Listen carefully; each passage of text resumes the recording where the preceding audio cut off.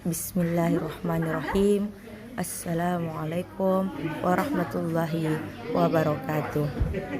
Rabbi shrahli sadri wa yassirli amri wahlul 'uqdatam min lisani yafqahu qawli.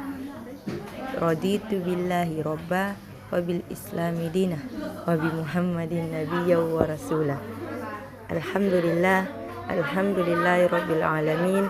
Wassalatu wassalamu ala asyrafil anbiya wal mursalin wa ala alihi wa sahbihi ajmain, amma ba'd.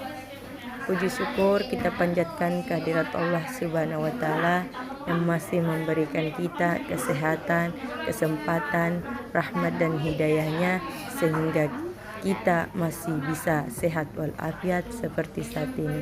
Salawat menyertai salam tak lupa pula kita kirimkan kepada baginda Nabi Muhammad SAW sebagai seorang nabi yang telah membawa umatnya dari alam yang gelap gulita menuju alam yang terang menerang seperti saat ini.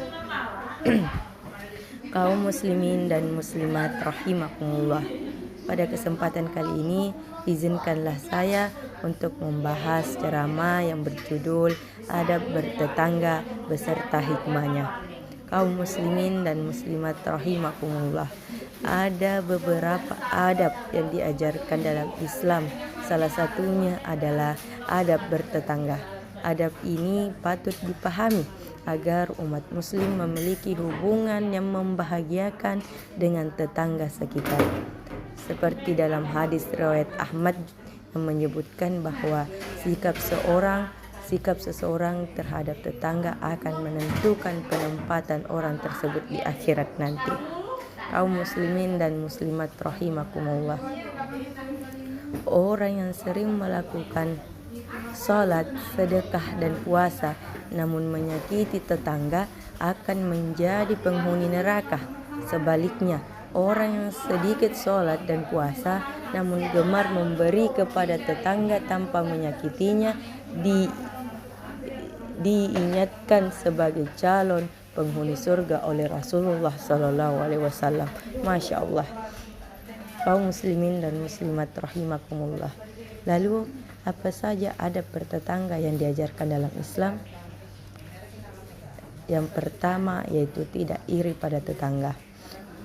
Ketika tetangga mengalami kebaikan, umat muslim tidak boleh merasa iri. Kita sebagai tetangga harus ikut berbahagia dengan kebaikan tersebut. Hal ini sesuai dengan sabda Rasulullah yang berbunyi, "Demi Allah yang jiwaku berada di tangannya, tidak sempurna keimanan seseorang hingga ia menyukai bagi tetangganya apa yang ia sukai bagi dirinya." Hadis riwayat Muslim. Yang kedua adalah tidak mengganggu tetangga. Sebagai umat muslim yang baik, umat tidak boleh mengganggu kenyamanan tetangga, baik melalui perkataan atau perbuatan. Misalnya, memutar musik dengan keras sehingga membuat tetangga merasa kebisingan, kemudian menghina tetangga dan lain-lain sebagainya. Adab ini dibahas dalam hadis riwayat Bukhari di mana Rasulullah SAW bersabda yang berbunyi, barang siapa beriman kepada Allah dan hari akhir, maka janganlah ia mengganggu tetangganya. Kemudian adab yang ketiga yaitu selalu berbuat baik kepada tetangga. Kaum muslimin dan muslimat rahimakumullah. Islam mengajarkan umatnya agar terus berbuat baik kepada tetangganya. Misalnya menjenguk mereka ketika sakit, memenuhi undangan, mendoakannya, atau menjaga anak-anaknya ketika mereka berpergian. Kaum muslimin dan muslimat rahimakumullah. Adab selanjutnya adalah bersabar terhadap gangguan tetangga. Apabila tetangga melakukan perbuatan yang mengganggu, kita harus tetap bersabar. Kita tidak diperbolehkan menegur mereka. Namun kita juga bisa menegur mereka namun dengan cara yang baik.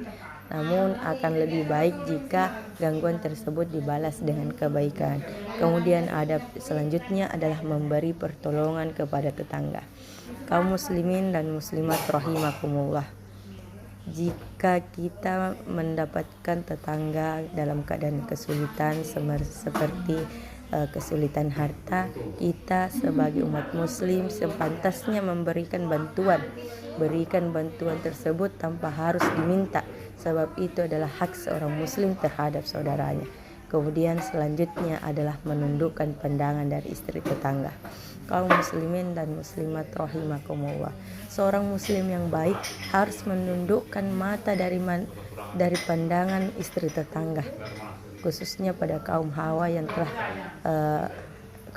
khususnya pada kaum Adam. Janganlah sesekali memandang istri tetangga, sebab pandangan terhadap istri orang lain harus minimal agar menghindari fitnah dan godaan dari syaitan. Kemudian adab selanjutnya adalah memaafkan kesalahan ucap.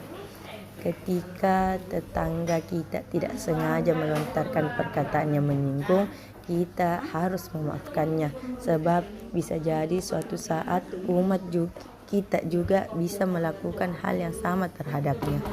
Jadi kaum muslimin dan muslimat rahimakumullah, di balik ada beberapa adab-adab dalam bertetangga, ada juga keutamaan atau hikmah hidup bertetangga, yang dimana dalam hadis berbunyi, barang siapa beriman kepada Allah dan hari akhir, hendaklah ia berbuat baik kepada tetangganya. Hadis riwayat Bukhari.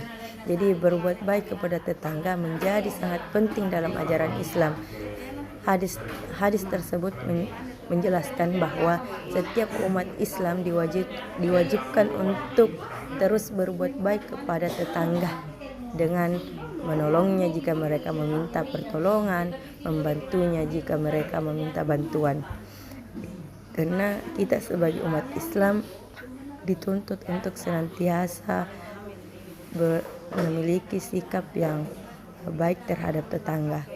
Di lain sisi tidak hanya kita abdul minannas, tetapi kita juga dituntut untuk abdul minallah, abdul minannas, dan abdul minal alam. Jadi mungkin cukup sekian ceramah kali ini yang bisa saya sampaikan. Kurang dan lebihnya mohon dimaafkan.